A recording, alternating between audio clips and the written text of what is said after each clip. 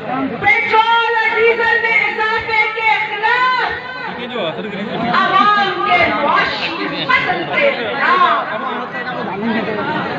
Imran Nazi जो कि बड़ी बड़ी बातें करता था, वो कहता था अगर टैक्स बढ़ता है।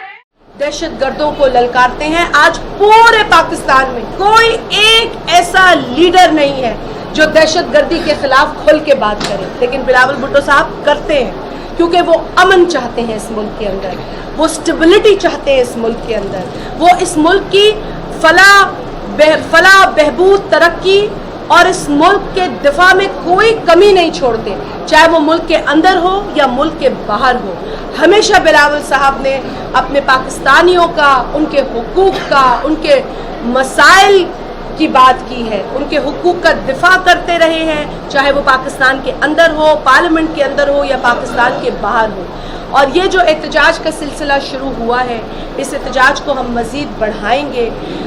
हम यूँ तो तकरीबन एक बरस से महंगाई जिस तरीक़े से हमारे चीखें निकाल दी है इस हुकूमत ने, हम इस महंगाई पर बात कर रहे हैं। ये कहता था ना ये चीखें निकालेगा, ये चीखें निकाल रहा है हम सब की, ये आवाम की चीखें निकाल रहा है। सिंध सूबा वो वाहिद सूबा है जहाँ मिनिमम वेज का ऐलान हुआ और इंशाल्लाह हर जगह इम्प्लीमेंट होगा, इंशाल्लाह हर जगह मिलेगी, लेकिन ये ऐलान इमरान नियाज़ी की तरफ से होने चाहिए थे, क्योंकि महंगाई वो बढ़ा रहा है।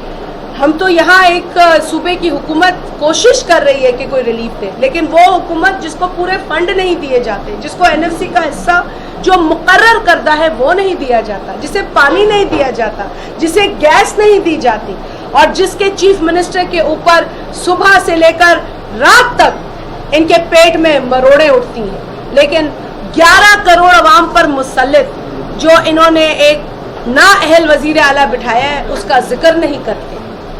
कभी हमने उस शख्स को प्रेस कॉन्फ्रेंस में अपने सूबे पंजाब की बात करते नहीं सुना। वो पंजाबी में कहते हैं कुग्गू कोड़ा।